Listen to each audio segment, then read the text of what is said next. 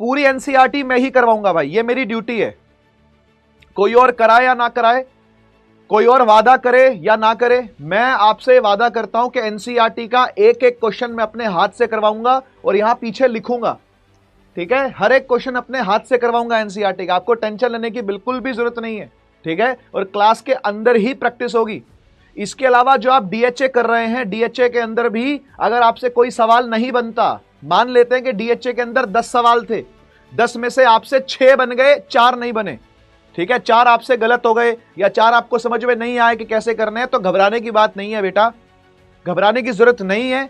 नीचे सॉल्यूशन होता है उसका, है ना, तो एक बार सॉल्यूशन का वीडियो चेक कर लीजिए। ठीक है, और अगर समझ में ना आए तो एक बार फिर से रिव्यू कर लीजिए।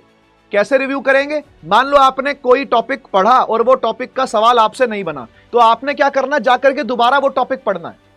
ठीक है, वही वाला पार्ट, जैसे मान लो एक्सेलरेशन था, तो एक्सेलरेशन को आप दोबारा से एक बार समझो कि एक्सेलरेशन क्या कहता है। ठीक है, बस तो फिर आप कहीं ना कहीं कैलकुलेशन में अड़ रहे होगे, कहीं ना कहीं लॉजिक लगाने में अड़ रहे होगे, है ना, या फिर कोई सिली मिस्टेक हो गई होगी। इसके अलावा कोई और गलती नहीं होती है। या तो हम लॉजिक नहीं लगा पाते, या फिर हमसे कैलकुलेशन नहीं हो पाती, या फिर हम कोई ना कोई सिली मिस्टेक करके आंसर को गलत निकाल रहे होते हैं। समझ गए ना? इसके अलावा और कोई चौथा रीजन ही नहीं होता। तो आप चेक करो कि आपका रीजन क्या है। क्या आप लॉजिक ही नहीं लगा पा रहे, क्या आपको कैलकुलेशन में दिक्कत आ रही है, या फिर आप किसी ना किसी सिली मिस्टेक के चलते न्यूमेरिकल को गलत कर रहे हो। ठीक है ना, लेकिन आप टेंशन ना लो, न्यूमेरिकल की प्रैक्टिस करवाने का मेरा दायित्व है भाई, एनसीईआरटी करवाने का मेरा दायित्व है। आप एनसीईआरटी करने के बाद बताना कि आपकी प्रैक्टिस हुई या नहीं हुई। अगर आप कहोगे और प्रैक्टिस चाहिए, तो भाई मैं आगे का चैप्टर नहीं पढ़ाऊंगा, force and laws of motion में नहीं पढ़ाऊंगा, मैं एक और प्रैक्टिस सेशन लेकर के आ जाऊंगा आपके बीच में। समझ गए ना? प्रैक्टिस की कोई कमी नहीं छोड़ेंगे हम लोग, ये मेरी तरफ से आपको गारंटी है, गारंटी, मेरी तरफ से गारंटी है ये।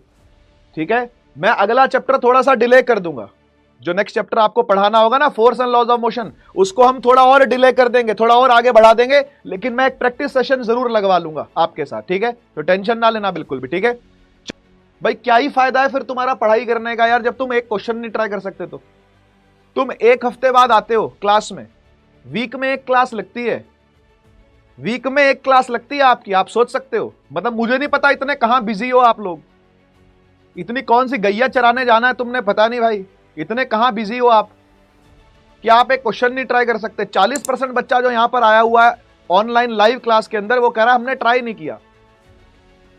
ये तो भाई बड़ी हैरानी की बात है भाई, है ना। फिर बच्चे, यही बच्चे हैं वो जो बाहर जाके बोलते हैं कि ऑनलाइन क्लास का कोई फायदा नहीं होता, क्योंकि इन बच्चों को चाहिए कि टीचर डंडा लेके खड़ा हो, पीछे पीछे चाहिए टीचर का डंडा, टीचर खड़ा हो सर के ऊपर, ओए ट्राई कर, ये बना क्यों नहीं, धड़ बना क्यों नहीं, वो चाहिए। फिर ये कहते हैं ऑनलाइन क्लास के अंदर रिजल्ट नहीं आता, ऑनलाइन क्लास में समझ नहीं आता। बेटा तुमको एफर्ट तो मारने पड़ेंगे ना, यहां से हम कितना ही चिल्ला लेंगे, यहां से हम कितना ही समझा लेंगे, जब तक आप खुद नहीं समझोगे इस बात को। नहीं, ऑनेस्ट होना अच्छी बात है और सॉरी होना भी अच्छी बात है, लेकिन ये आगे से होना नहीं चाहिए। ठीक है, तो ध्यान रखिएगा आगे ऐसे ऐसा ना हो, क्योंकि बेटा ये ऑनलाइन क्लास है, इसमें आपको खुद को पुश करना पड़ेगा।